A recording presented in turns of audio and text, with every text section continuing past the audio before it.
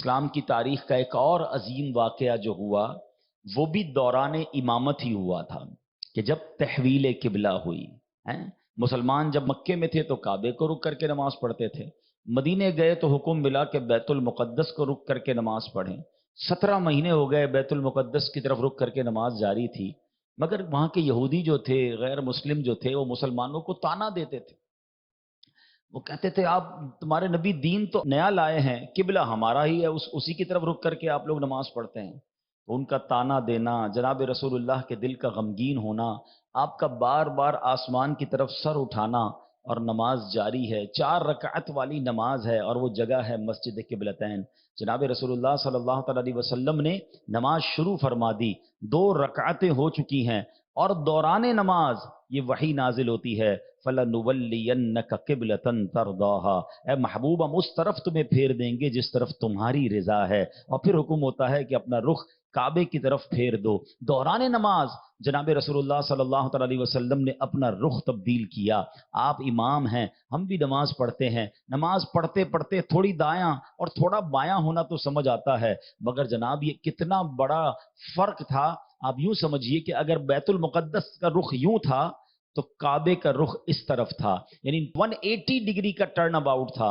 نبی پاک دوران نماز اپنے آپ کا اپنے رخ موڑا۔ اب صحابہ اکرام کی وفاداری، ان کی نبی پاک سے محبت دیکھیں، کسی نے کوئی سوال نہیں کیا کہ حضور یہ آپ نماز میں کیا کر رہے ہیں، ہمارا قبلہ تو اس طرف ہے۔ انہوں نے دیکھا رسول پاک نے رخ موڑا ہے، تمام صحابہ نے رخ موڑ دیا۔ ہاں، یہ بہت بڑا درس ہے۔ ویسے ایک سوال ہے، مسجد کمیٹی، مسجد کے امام، متولیین بیٹھے ہیں، ہمیں تو 5-10 منٹ نماز میں فرق، جماعت میں ٹائم چینج کرنا ہو تو 1 دن 2 دن پہلے اعلان کرتے ہیں کہ فلاں دن سے جماعت اتنے بجے ہوگی، ہیں 5-10 منٹ کا فرق ہو تو اعلان پہلے ہوتا ہے۔ یہ اتنا بڑا اعلان تھا، کم از کم نماز سے پہلے ہو جاتا۔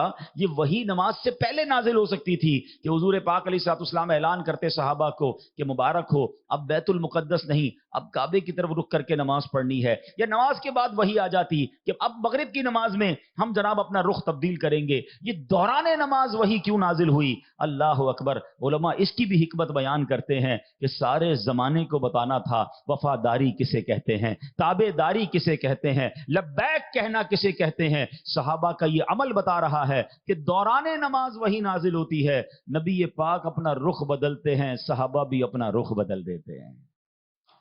وہ لبیک کہنے والے تھے، وہ سوال کرنے والے نہیں، وہ لاجک ڈھونڈنے والے نہیں، انہیں معلوم تھا ارے بیت المقدس کی طرف بھی رخ کر کے انہوں نے ہی تو فرمایا تھا، اب انہوں نے رخ بدل لیا تو ہم بھی رخ بدل لیتے ہیں۔